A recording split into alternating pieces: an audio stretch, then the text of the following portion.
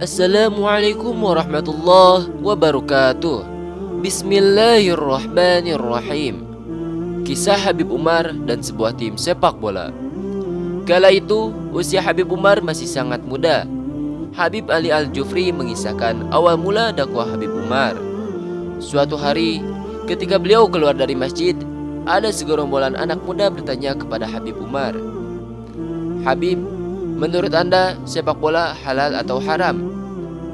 Habib Umar tersenyum lalu menjawab, "Halal. Siapa bilang sepak bola haram? Selama tidak membuat kalian meninggalkan kewajiban seperti sholat dan lain-lain." "Mengapa? Apakah kalian bermain sepak bola?" "Iya Habib." "Di mana kalian bermain?" "Di lapangan itu Habib." "Baik, insya Allah nanti aku akan pergi ke sana untuk melihat kalian bermain. Coba kalian perhatikan." Habib Ali mengomentar kisah ini.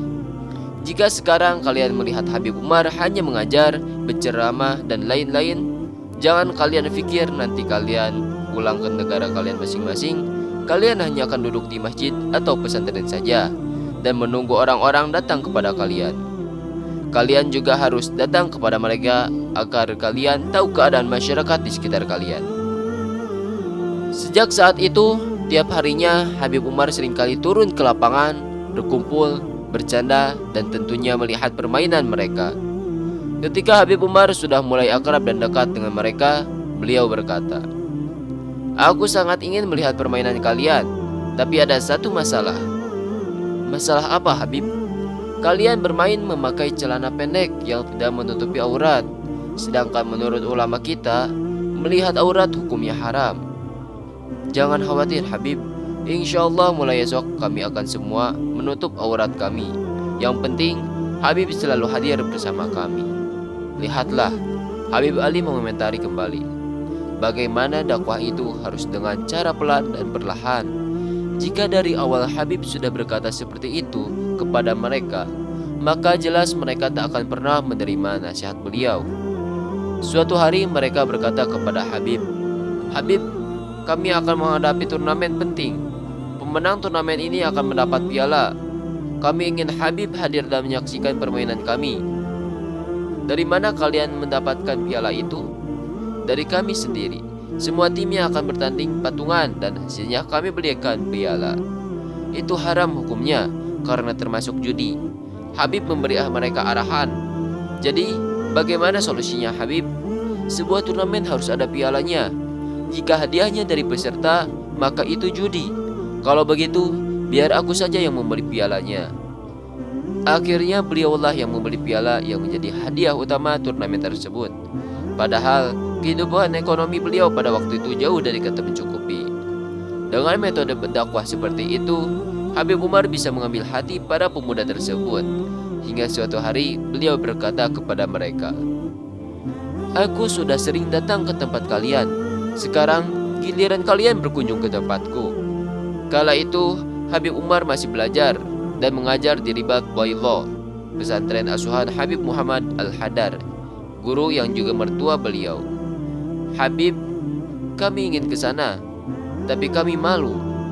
Habib tahu sendiri, di sana adalah tempat para santri, tempat pengajian-pengajian yang jelaslah tidak layak dan pantas diisi oleh orang seperti kami. "Jangan khawatir, aku akan menyiapkan tempat khusus untuk kalian di masjid lantai 2. Dan mulai saat itu, pemuda-pemuda yang masih nol ilmu agama itu, dengan pakaian-pakaian gaul mereka semakin rutin hadir ke Ribat. Habib Umar sendiri yang mendidik mereka, mengajarkan mereka mengaji Al-Quran, menceritakan kepada mereka sejarah-sejarah Nabi, meski kebanyakan dari mereka masih miskin adab dan sopan santun. Bahkan ketika Habib mengajar, mereka sudah biasa selonjoran kaki di depan beliau.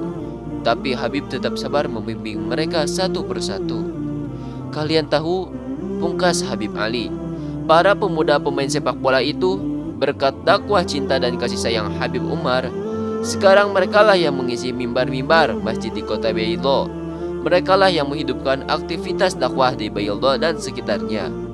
Ketika itu Habib Ali seakan berpesan bahwa untuk membaca sejarah Habib Umar, janganlah melihat titik puncak di mana beliau sekarang berada, di mana beliau mendapat tingginya pangkat dan kemuliaan.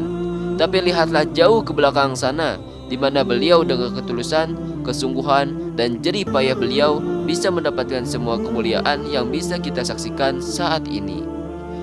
Ada sebuah pesan dari Habib Ali Al-Jufri untuk para ulama dan pendakwah. Kala itu beliau berkata, "Sampai kapan kita akan melihat para pemuda yang jauh dari agama itu dengan pandangan merendahkan? Di sekitar kita banyak pemuda yang memiliki potensi yang sangat besar, yang memiliki peluang untuk menjadi pribadi yang sangat baik. Jika Anda lihat ada pemuda yang berambut mohak, memakai anting dan kalung rantai, memakai celana sobek-sobek, ketahuilah bahwa ia bagaikan sebuah permata. Hanya saja permata itu jatuh dan terkotori oleh sampah-sampah di sekitarnya. Maka jangan pernah kita menganggap permata itu bagian dari sampah. Tapi kewajiban kita adalah mengambil permata itu, membersihkannya dan menempatkannya pada tempat yang layak." Masya Allah, tabarakallah. Cukup sekian pada video kali ini. Wabillahi taufiq wal hidayah.